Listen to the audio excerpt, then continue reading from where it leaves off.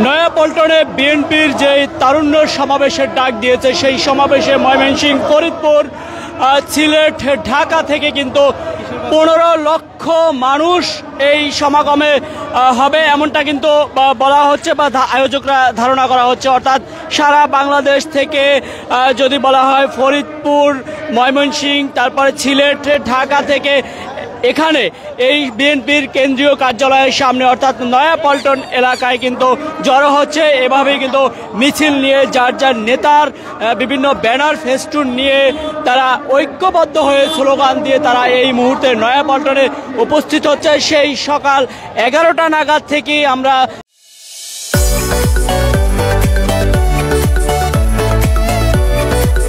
লক্ষ্য করতে পেরেছি যে নয়াপল্টনে বিভিন্ন নেতার নেতৃত্বে মিছিল নিয়ে তাদের এই নয়াপল্টন কেন্দ্রীয় কার্যালয়ে এসছে। এই নয়াপল্টনে কিন্তু কিছুক্ষণের মধ্যে আনুষ্ঠানিকভাবে তারা এই সমাবেশ শুরু করবে এবং এই সমাবেশ অংশগ্রহণ করবে এই বিএনপির সিনিয়র নেতৃবৃন্দরা প্রধান অতিথি হিসেবে উপস্থিত থাকবে।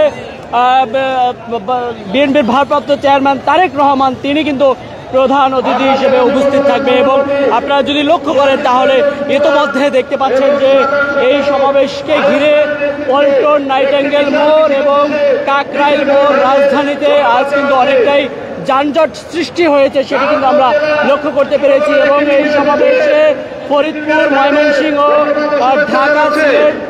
ঢাকা, সিলেট বিভিন্ন জায়গা থেকে কিন্তু বিভিন্ন নেতাকর্মীরা আসা করেছে এবং এর আগে কিন্তু বগুড়াতে এই তারুণ্যের সমাবেশ হয়েছে এবং সেখানে বগুড়ায় কিন্তু তারুণ্যের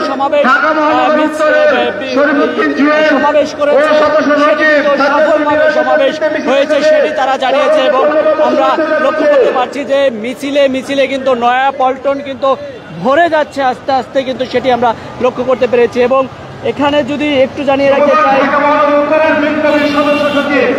জাতীয়তাবাদী ছাত্রদল, যুবদল ও স্বেচ্ছাসেবক দল এখানে আয়োজকরা রয়েছে এবং এই আয়োজনে আমরা দেখতে পাচ্ছি যে নেতা কর্মীদের ইতোমধ্যে ঢল নেমেছে সেটি আমরা লক্ষ্য করতে পেরেছি এবং আনুষ্ঠানিকভাবে মঞ্চের কাছে কিন্তু বক্তব্য শুরু হবে 2টা নাগাদ বক্তব্য শুরু হবে। তার আগে আমরা দেখছি যে সব মিছিল দিয়ে যেখান থেকে আসছে মিছিলগুলোকে গুরুত্ব দিয়ে তারা যে মিছিলের নাম ঘোষণা করা হচ্ছে সেটি আমরা লক্ষ্য করতে পারছি।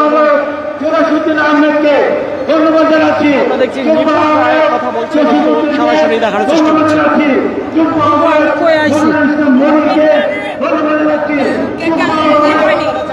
যোগ্যতা সম্পন্ন হয়নি ফ্যাসিবাদের কারণে। আজকে তরুণ প্রজন্ম, ছাত্র জনতা, প্রত্যেকটি রাজনৈতিক দল গণ অভ্যুত্থানে এবং সাধারণ জনগণকে ঐক্যবদ্ধ করে দেশনায়ক জনাব তারেক রহমান এই গণ অভ্যুত্থানের নেতৃত্ব দিয়েছেন এবং অভিভাবকের দায়িত্ব পালন করেছেন বাংলাদেশ জাতীয়তাবাদী দল তারেক রহমানের নেতৃত্বে। আজকের এই সমাবেশের মূল উদ্দেশ্য হচ্ছে তরুণ প্রজন্মের ভাবনাকে আগামী দিনে যারা জনগণ যে দলের প্রতি আস্থা রাখে অর্থাৎ বাংলাদেশ জাতীয়তাবাদী দল, এই দল আগামী দিনে ইনশাআল্লাহ ডিসেম্বরের মধ্যে জাতীয় নির্বাচনের মাধ্যমে রাষ্ট্র ক্ষমতায় আসবে এবং আমাদের নেতা দেশনায়ক জনাব তারেক রহমান বলেছেন সকল দলকে নিয়ে একটি জাতীয় সরকার গঠন হবে। সেই সরকারে তরুণ যারা আছে, তরুণ নেতৃত্ব রাজনৈতিক অধিকার প্রতিষ্ঠার জন্য আজকের এই আয়োজন, আজকের এই সমাবেশ। এই আগামীর বাংলাদেশ, যে বাংলাদেশ রাষ্ট্র গঠন হবে সরকারের জনগণের ভোটে, সেই বাংলাদেশের তরুণ প্রজন্মের পার্টিসিপেশন যেন থাকে, তার অধিকার রক্ষায় এবং ন্যায় বিচার, সুশাসন, চাকরি, ব্যবসা বাণিজ্য সব জায়গায় তরুণের অগ্রাধিকার যেন নিশ্চিত হয়, তার জন্য আজকের এই সমাবেশ। আমরা আমাদের নেতার মুখ থেকে আগামী তরুণ প্রজন্মের সম্ভাবনাময় বাংলাদেশের চিত্র আমরা তার মুখ থেকে জানতে চাই।